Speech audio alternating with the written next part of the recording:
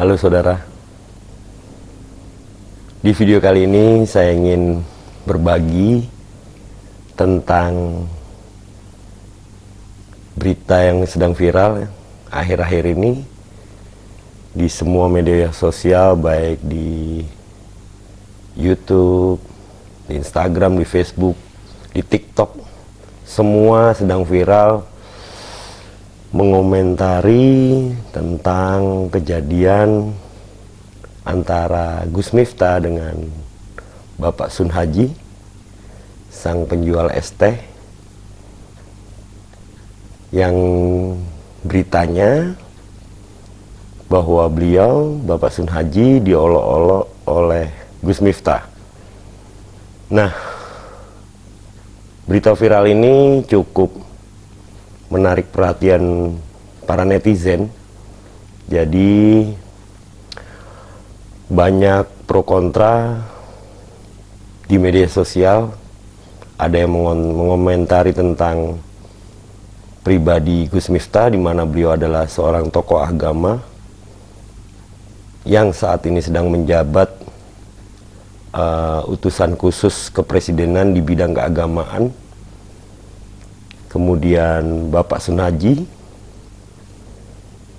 sang penjual es teh, di mana beliau secara kondisi ekonomi yang saat ini sangat sederhana, di mana beliau tinggal dengan istri di rumah mertua. Kemudian untuk kehidupan sehari-hari saja itu masih disupport oleh iparnya. Jadi keseharian Bapak Sun Haji, beliau juga bekerja sebagai tukang bangunan. Ketika tidak ada pekerjaan, beliau menjual es teh dan minuman di acara-acara tablik akbar kalau nggak salah ya. Nah, di sini saya melihat dari sudut pandang yang berbeda, bahwa ketika banyak orang mengomentari sosok Gus Miftah dan juga sosok dari Bapak Sun Haji, banyak yang mengatakan bahwa seorang tokoh agama, seorang ulama tidak selayaknya berkata demikian. Itu bagi yang kontra, dan bagi yang pro mengatakan bahwa beliau memang dakwanya, cara dakwanya memang demikian. Kemudian banyak yang merasa iba dengan Bapak Sun Haji. Kemudian ada yang juga mengomentari bahwa ini cara Tuhan untuk meninggikan seseorang ketika seseorang itu direndahkan, dan Tuhan meninggikan dia. Sampai di sini saya tidak mengomentari hal itu. Di video kali ini saya ingin memberikan sudut pandang saya sendiri. Saya melihat begitu tinggi ilmu yang saya dapat dari berita viral ini, kejadian antara Gus Miftah dan Bapak Sun Haji ini. Saya melihat bahwa Tuhan memang bekerja dengan caranya. Tidak ada yang bisa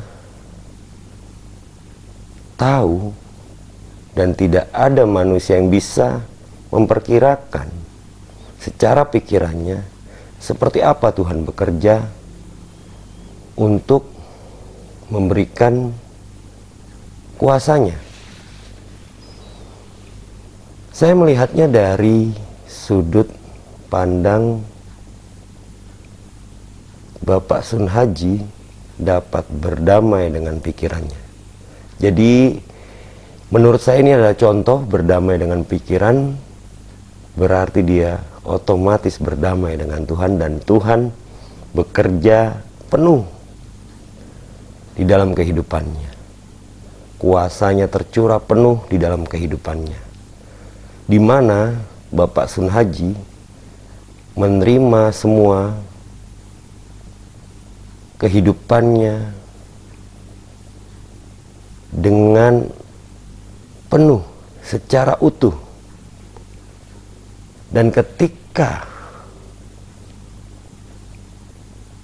di saat Bapak Sun Haji tidak menyadari bahwa beliau benar-benar berserah total, pasrah total, ikhlas total,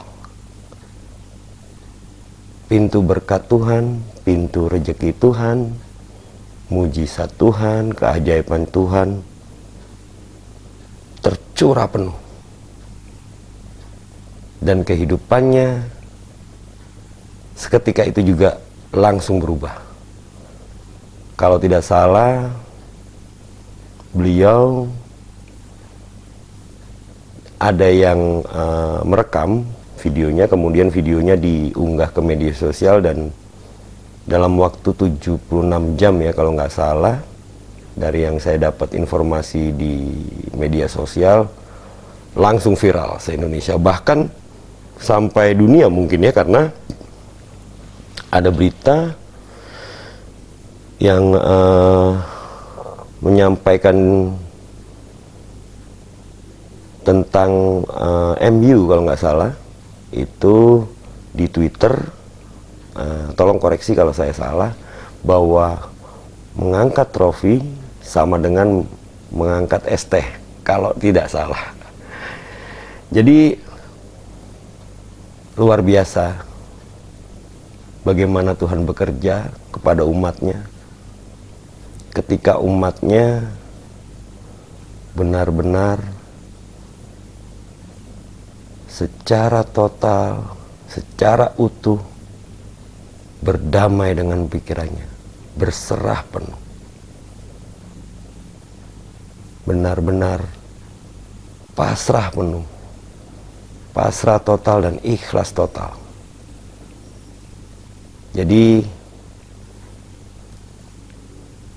itulah saudara-saudara yang ingin saya bagikan, bahwa saya melihat dan mendapatkan ilmu yang begitu tinggi dari kejadian berita viral ini, meskipun hal seperti ini tidak yang pertama kali terjadi ya. Sebelum-sebelumnya juga sudah banyak. Tetapi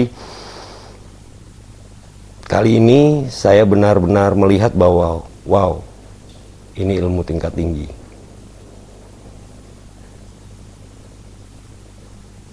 Tetapi saudara,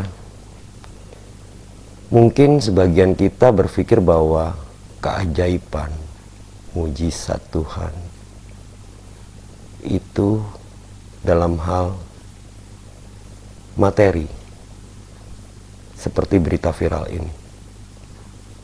Tetapi kalau kita sadari lagi, mujizat keajaiban Tuhan itu selalu terjadi setiap hari. Hanya kita menyadarinya atau tidak. Semua tergantung pikiran kita. Pikiran kita berdamai tidak? Kita damai tidak dengan pikiran kita? Nah, di video selanjutnya nanti saya akan bahas dan saya akan bagikan bagaimana cara berdamai dengan Tuhan. Mohon maaf, bagaimana cara berdamai dengan pikiran, otomatis berdamai dengan Tuhan. Terima kasih saudara-saudara. Saya membuka diri untuk kita berdiskusi, kita berbagi. Silakan saudara-saudara yang ingin memberikan komentar atau sanggahan atau koreksi terhadap apa yang saya sampaikan, saya bagikan di video kali ini, bisa menulis melalui kolom komentar atau secara pribadi ke saya melalui email saya, nanti akan saya tuliskan di kolom deskripsi. Kita sama-sama berbagi, kita saling menguatkan bahwa Tuhan bekerja dengan caranya. Tinggal bagaimana kita dapat memahami dan mengerti bagaimana caranya berdamai dengan pikiran, berdamai dengan Tuhan, mengandalkan Tuhan secara utuh tanpa ada pengecualian. Terima kasih saudara, sampai bertemu di video selanjutnya.